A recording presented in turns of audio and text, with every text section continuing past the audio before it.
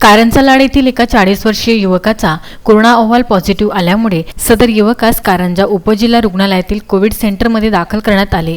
मात्र 28 जुलै रोजी युवकाची प्रकृती खालावल्यामुळे त्या व्यक्तीला पुढील उपचारासाठी जिल्ह्याच्या ठिकाणी म्हणजे वाशिम कोविड सेंटरला पाठवण्यात आले।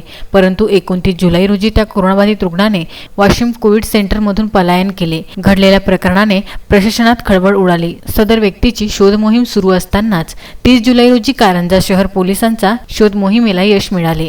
कारंजा हिंदू स्मशानभूमी दारवा रोड नजीक असलेल्या एका विहिरीच्या काठावर त्या कोरोनाबाधित असलेल्या बेपत्ता युवकाच्या चपला कारंजा शहर पोलिसांना दिसल्या। चपलांची ओळख बेपत्ता युवकाच्या परिवाराकडून करण्यात आली व त्यानुसार कोरोनाबाधित युवकाने सदर विहिरीत उडी मारली असावी म्हणून विहिरीमध्ये युवकाचा मृतदेहाची शोधाशोध सुरू झाली। मात्र 30 जुलैच्या रात्रीपर्यंत युवकाचा मृतदेह विहिरीत सापडलेला नव्हता। विहिरीत अंदाजे 40 फूट पाणी असल्यामुळे विहिरीतले पाणी इंजिनच्या साहाय्याने कमी करण्यात आले व पाणी कमी होताच 31 जुलै रोजी त्या कोरोनाबाधित युवकाचा मृतदेह विहिरीत आढळला। त्यामुळे परिसरात एकच खळबळ उडाली आहे। यावेळी घटनास्थळी कारंजाचे तहसीलदार धीरज मांजरे, ठाणेदार सतीश पाटील, नगरपालिकेचे मुख्याधिकारी दादाराव डोलारकर, पोलीस उपनिरीक्षक कायंदे, पटवारी संदीप गुल्हाणे, कारंजा नगरपालिकेचे आरोग्य निरीक्षक विनय वानखडे, राहुल सावंत व सास प्रमुख श्याम सवई व त्यांचा चमू हे सर्व यावेळी उपस्थित होते।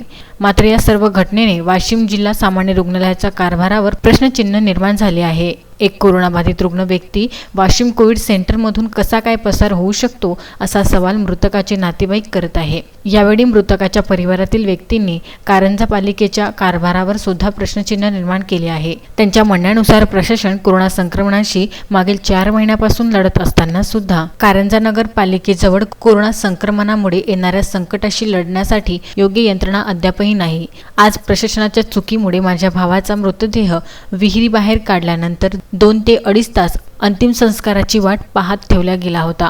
यामुळे येणाऱ्या काळात जरी कारंजा नगरपालिकेने आपली स्वतःची यंत्रणा कार्यान्वित करावी असे सुद्धा यावेळी मृतकाच्या भावाने म्हटले। सदर घटनेमुळे संपूर्ण कारंजा शहरात हळहळ व्यक्त होत आहे। किरण लावरवार, कारंजाचा प्रॉपर नागरिक या नात्याने सांगू इच्छितो की माझा चुलत भाऊ हा कोरोना सदस्य असल्यामुळे त्यांनी कोरोना कोरोना हॉस्पिटलमधून पसारून त्यांनी आत्महत्या केली। हे इथपर्यंत ठीक आहे, पण यानंतर किंवा प्रशासनाने मला पोलीस प्रशासनाचं सहकार्य लागलं, बाकी त्याच्यानंतर जे नगरपरिषदचं सहकार्य असते की नगरपरिषदेचं नियोजन असते की बा ही या केसची विल्हेवाट कशी लावायची, याचा प्रकर्षाने इतका अभाव जाणवला की प्रेत म्हणजे बाहेर निघाल्यानंतर 2 घंटे त्याची विल्हेवाट कोण लावल, त्याला हे कोण करेल, त्याला कीट कोण घालेल, याचा इतका प्रकर्षाने अभाव जाणवला।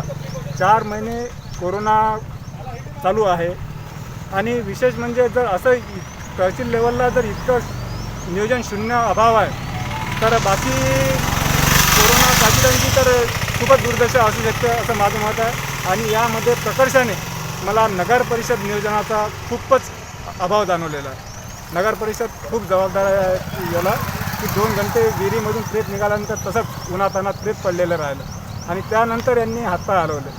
अक्षय लोटे, विदर्भ न्यूज, कारंजा।